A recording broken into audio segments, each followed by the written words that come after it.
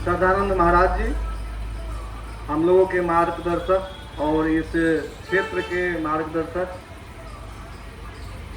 आज हम लोग राष्ट्रीय त्यौहार मनाने के लिए एकत्रित हुए हैं।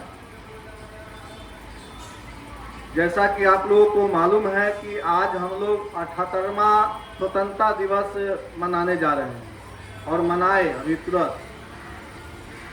ये हमारे लिए गर्व की बात है कि हर वर्ष की भांति इस वर्ष भी इस पटना जिला के बख्तियारपुर क्षेत्र के अंतर्गत रानी सराय प्रबंध आश्रम, जो स्वामी श्रद्धानंद आश्रम ट्रस्ट के नाम से सुसज्जित है, और स्वामी श्रद्धानंद महाराज जी के सानिध्य में हम लोग प्रत्येक वर्ष ये स्वतंत्रता दिवस और गणतंत्र दिवस दोनों मनाया करते हैं।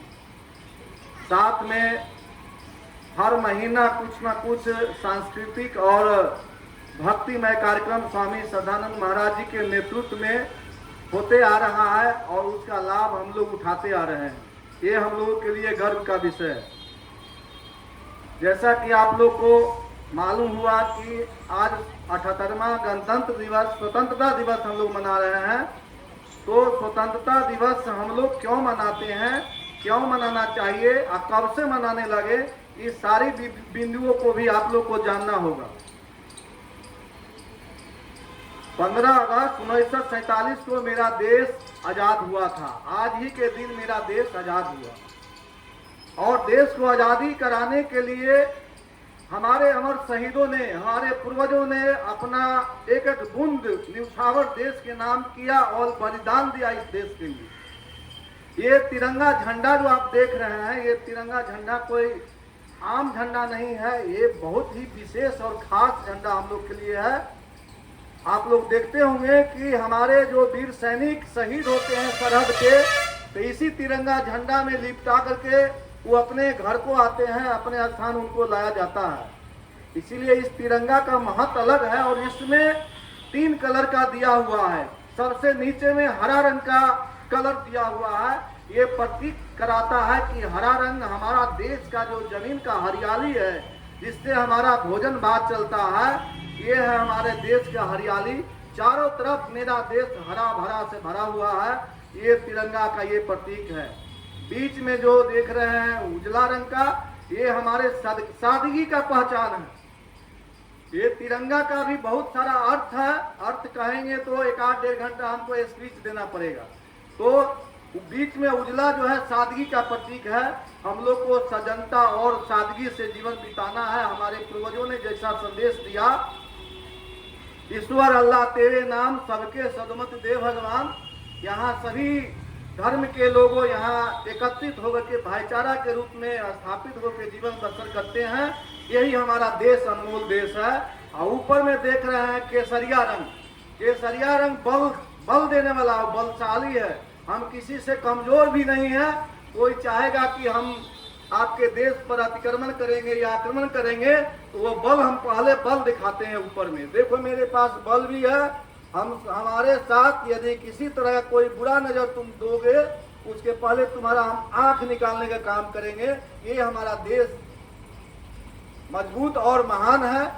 आज के डेट में हमारे जो प्रधानमंत्री हैं माननीय मोदी जी, इन्होंने भारत को एकता और अखंडता और मजबूती, खास करके सैनिकों के साथ जो अत्याचार होता था उसके लिए इन्होंने बहुत ही बड़ा कदम उठाया।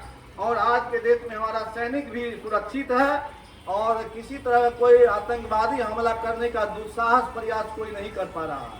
ये बगल में देख रहे थे, मेरा छोटा ही भाई पाकिस्तान था, हमारे ही देश से अलग होकर के उसको राजपाट दिया गया था और बीच में बराबर गुरूर करते रहता था। लेकिन आज देख रहे हैं कहीं कोई चर्चा नहीं है, भारत के खिलाफ किसी का आवाज उठाने का हिम्मत नहीं है। तो ये हमारे देश का एकता और अखंडता का प्रतीक है।